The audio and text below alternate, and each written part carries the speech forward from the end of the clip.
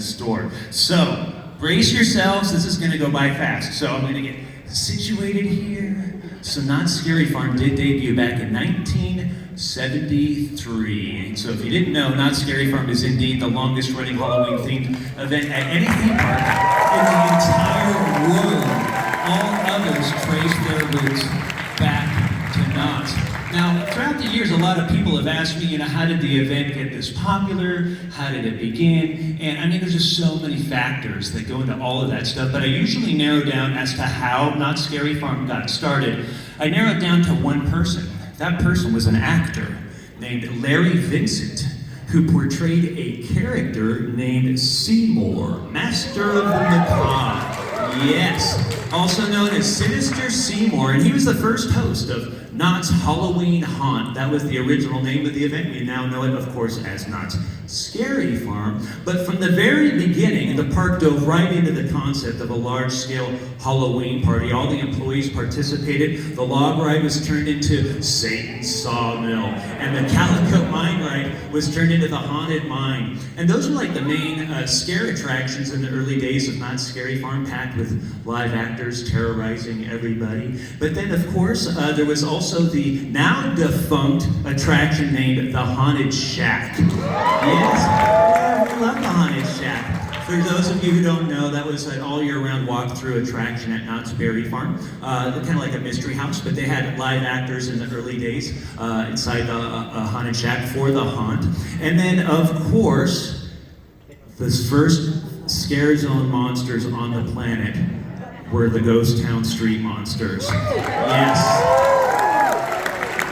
They were the Wild West stunt show personnel dressed as monsters to roam the streets and engage the guests. And, in addition to that, they had these sideshows that lined the streets of Ghost Town, Fiesta Village, and the Roaring Twenties, which is where the boardwalk is nowadays. And these were like carnival sideshows and illusions, and they repurposed things like the stunt show and the Medicine Man show, all kinds of live entertainment like bands and dancing and magicians. I mean, the event was covered with live entertainment. Every single store and employee participated and dressed up, from food services to merchandise to ticketing, ride operators, ushers, on and on and on. And within the buildings of Ghost Town, well, they were turned into the startling peek-ins with eerie lighting and sound effects and masks on the mannequins. And outside those buildings, well, the park decor was just off the hook. Ghost Town was shrouded with scare cloth, more eerie lighting and fog. And then, Knott's went all in. And by 1977, they introduced the first maze built solely for Knott's Scary Farm, named the 10 Chilling Chambers. The Chilling Chambers for short. And by the way, that was designed by a person named Rick Campbell, who was the same person who designed the entire Roaring Twenties area of Knott's Berry Farm. So this was a big production. And that maze set a new standard for the event, because every single Knott's Scary Farm maze that came after can trace its roots back to the Chilling Chambers. And after Seymour hosted the first two haunts, other hosts got involved, people like Wolfman Jack, Weird Al Yankovic, and the longest running host in Knott's Scary Farm's history, Elvira, Mistress of the Dark. Yes, we love Elvira.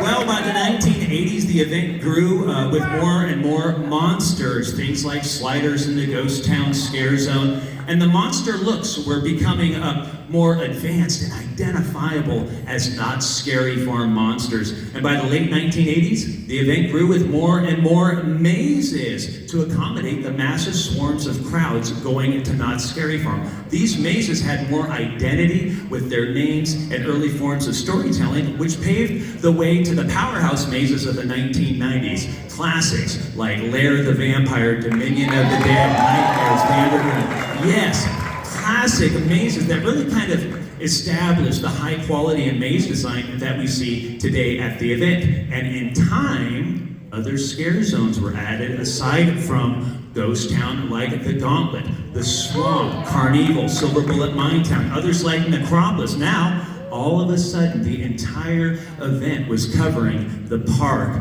to make way for groundbreaking mazes like the Carnival of Carnivorous Clowns in 3D, to classics like The Asylum, 13X Murder Manor, Doll Factory, Trick or Treat, on and on and on. So many of these amazing mazes that really kind of raise the production value of these different attractions. And soon, interactivity was added with attractions like Trapped and the Skeleton Heroes.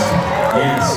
And that led to other attractions like Infected and Bloodline, where the guests become active participants within these different attractions. And throughout the years, well, the show productions grew from things like The Hanging all the way to Puppet Up, from Zamora, yes, to The Misfit of Magic, Ed Alonso.